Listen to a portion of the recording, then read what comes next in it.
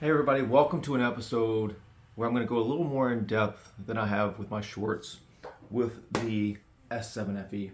Obviously this device is about a year old now, but I've had it about a week and a half because I've recently got into the Samsung ecosystem, something I never thought I was actually going to get into because the fact that I tend to think a little different when it comes to technology.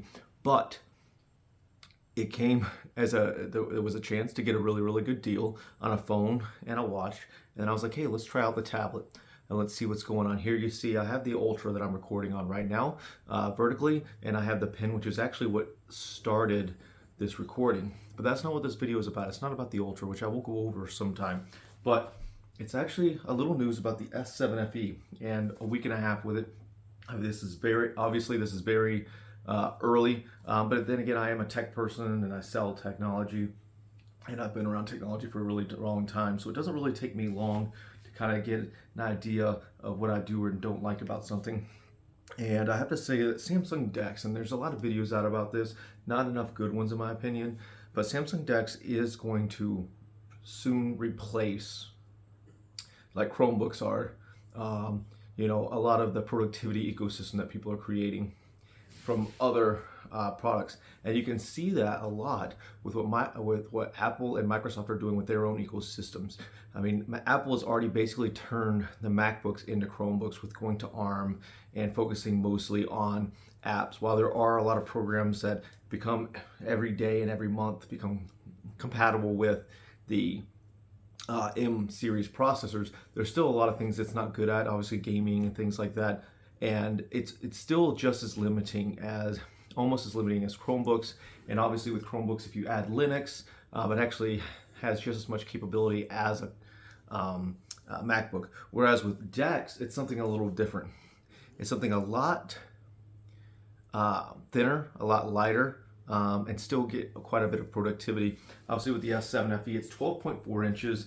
This particular model is 128 gigs of storage, which gives you the 6 gigs of RAM, which takes us right to one of the issues I actually have.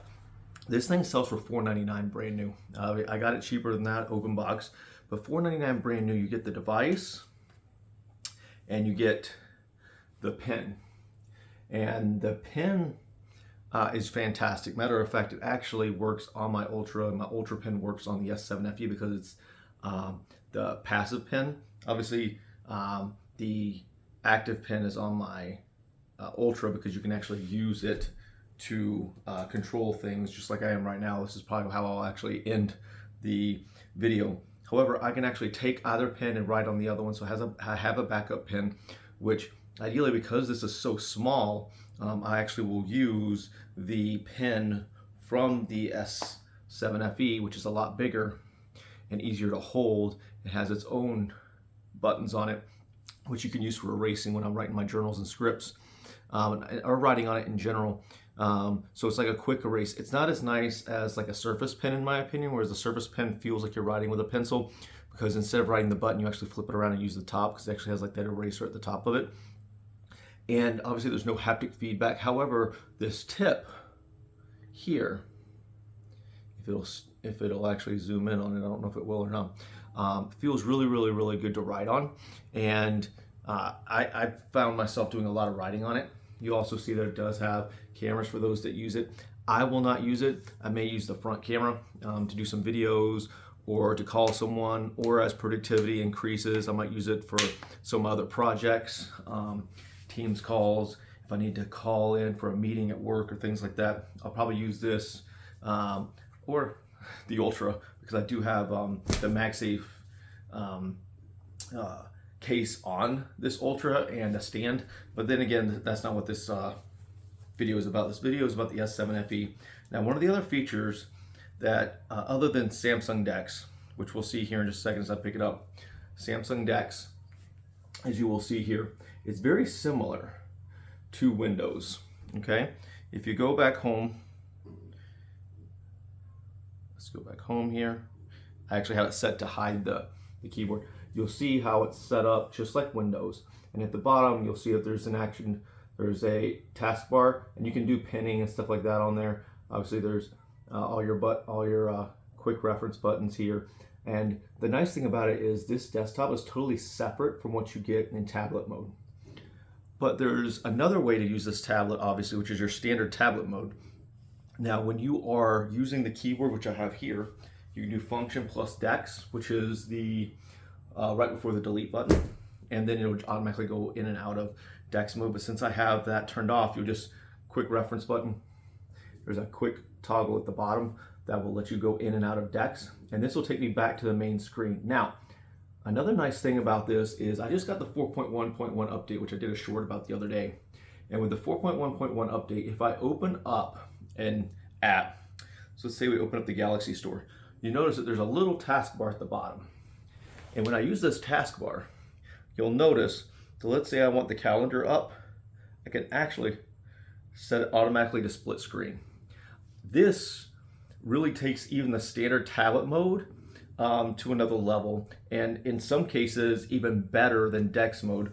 Obviously with the keyboard off, I would normally use this because Dex mode really requires the keyboard to really and mouse to separate, which is another reason why I specifically got the one for the S7 Plus, S8 Plus, because I wanted the touchpad to get that tablet mode.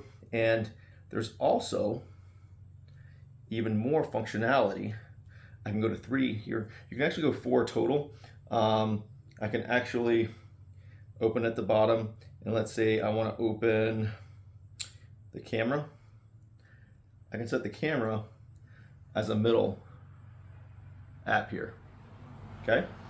So, and then obviously if I just bring it down here to close, you can also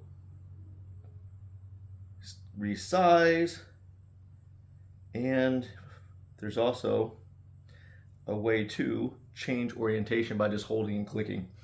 This is game changing in my opinion, because obviously right now we see that Samsung and Apple are competing in the tablet productivity finally, because you couldn't really be productive with the iPad, in my opinion, anywhere near the level of what you can with a Samsung tablet or anything on Android. But obviously with Samsung tablets and Dex, they're finally bringing their stage functionality, and just in time for that, Samsung takes it to the next level and makes productivity, even without Dex, as good if not better than Dex mode with just your hands. The other thing is, I noticed even though this only has a Snapdragon 778 in it, which is a bit underwhelming for $599, because this is 128 gig storage and 6 gigs of RAM, I have not ran into an issue with it at all. Matter of fact, it's actually a little bit snappier than my S22 Ultra, but I feel like it's because I do a lot more with my phone. Obviously, it has the Gen 1, 8 gigs of RAM, 128 gigs of storage, and I would definitely say if you're going to go for this, don't go for the 64 gig because it's only 4 gigs of RAM. That I definitely would not do, especially for I think the $499 or $440 now that it costs for that. You really want to step up and get the 128 gig. Not because you need more storage, because obviously you could do the SD card, but because you need the extra RAM. And that's going to be my biggest critique. For the price point, they definitely should be 6, 8, and 12 for the price point. I understand they're trying to do more ways to differentiate the S8, S8 Plus, and S7, S7 Plus from the FE series, but you're already losing the AMOLED display because this is only TFT. Okay, you're losing the Dolby, the 4-speaker system. Okay, you're going to a passive pin versus an active pin.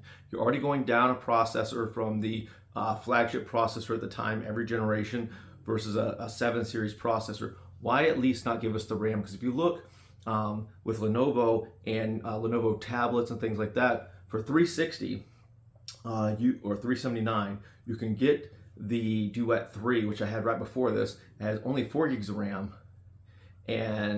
but it comes, obviously it's more than $100 cheaper, 4 gigs of RAM, 128 gigs of storage, a good processor with the Snapdragon 7C Gen 2, and it also has a OLED display. No, that's also a TFT display, but it comes with the keyboard in the box and the stand, whereas the cost that you're paying for this is just the tablet and the pen. You're not getting the keyboard, you're not getting the case for that $499, $599, or $699, I think are the price points for this device. However, let's stop talking about the downsides. Okay, we've already talked about the productivity. We already know, everybody already knows what Dex looks like. I'll probably go more in depth with just Dex one day, because realistically, especially with college students. This is going to become one of my top recommendations at work when I do training and all these videos, because DeX mode is absolutely amazing and it's only getting better. I would definitely say that Samsung, if they really want to compete and they really want DeX to continue to improve, they need to bring back their Linux. A couple years ago, they actually had a Linux functionality built into this, which means you could sideload full ARM-based Linux apps, which is almost anything, and full versions of Office programs like OnlyOffice and things like that. You can get Office on here, Microsoft Office, but obviously it's the tablet version.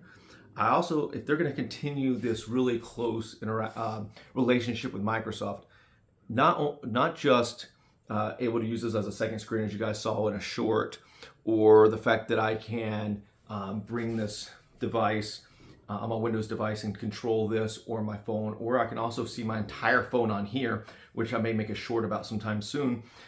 With that ecosystem integration, I would really like them to put the full version of Office on here, because realistically, if you think about the overall performance of ARM chips right now, they are more than powerful for productivity. We're not trying to game on these things. We're not trying to keep 25 tabs open. These things do compete with laptops and their price point when it comes to what people use these on a day-to-day. And considering the size of these things and the screen quality, obviously that's the big advantage it has. A $499 laptop is not going to have the screen quality. It's not going to have the audio quality. And in a lot of cases, it might not even have the performance of this, because you're going to have a plastic laptop that's going to overheat over time.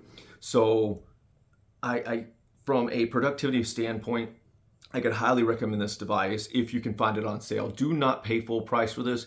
If you have something to trade in, go to the Samsung website, or find open boxes at your Best Buys or deals on Amazon and Walmart and Target if they sell them, or whatever your local technology stores are.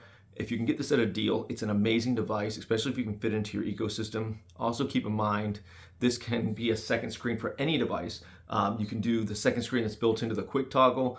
You can have Duet, which I have. I got it a couple years ago from a Chromebook promo where I got it for free.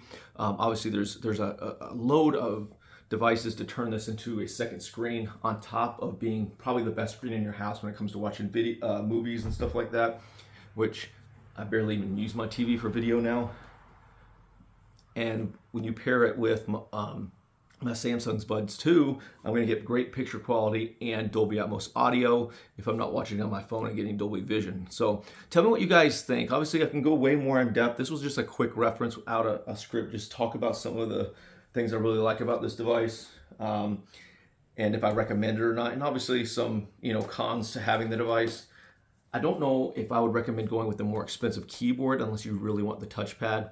I personally just wanted one device to do everything. But there is another keyboard specifically for the S7 FE, which is the Slim Folio. The reason I don't like that is it doesn't have a touchpad, and also the keyboard's a bit smaller, and the device kind of clicks this way. However, it does have a better spot for the pin. The pin actually sits on the inside instead of on the back, which I sometimes struggle clicking it on. And you'll notice here, while it does magnet, like when you close it, it does magnet to turn it off. There's a lot of play. It reminds me a lot of the Google Slate with that, and the keyboard that you got with the Google Slate. Hopefully they learned something from this. I want them to upgrade the RAM. I want them to upgrade the keyboard. I want them to make sure that they maintain this keyboard option, because right now for the S7 and this device specifically, like with the actual product logo on the device or on the box for the keyboard, they only offer the Slim, and then this one's designed specifically for the S7, S8 Plus, but the body's the same, so that's why it fits so well. Offer both options, and I would also like to see companies like Bridge really step in and make some keyboards for these, because DeX is legitimate, and so is single device without DeX productivity. And I want them to continue evolving, work with Microsoft, work with even some of these game companies. See if you can get like a big studio to be like, hey, look, let's make this compatible with DeX only, and make it like a mini computer. You will see people make the move over, and I would love to see that, because first off, it's going to cause Apple to start integrating macOS into their tablets, which they can already do with the M1. and you're going to see Microsoft probably start bumping up the performance on their Surface Pro line and start doing Ryzen chips instead of Intel chips to really compete with these ARM-based Samsung devices. And soon they do have the Lenovo P11 Pro out, got the Xiaomi tablets and all those out there that can do this kind of stuff, but none of them, from what I can see, compete from a productivity standpoint against DeX, because DeX is just amazing. Its integration with Microsoft is just off the charts. Tell me what you guys think. Would you buy something like this? Would you get something more like the S6 Lite, which sells for a lot less, especially the 2022 version? You still get the pen and all that functionality. Tell me what you guys think. Let's talk in the comments. We'll have some more videos coming soon. Thank you for your time and have a wonderful day.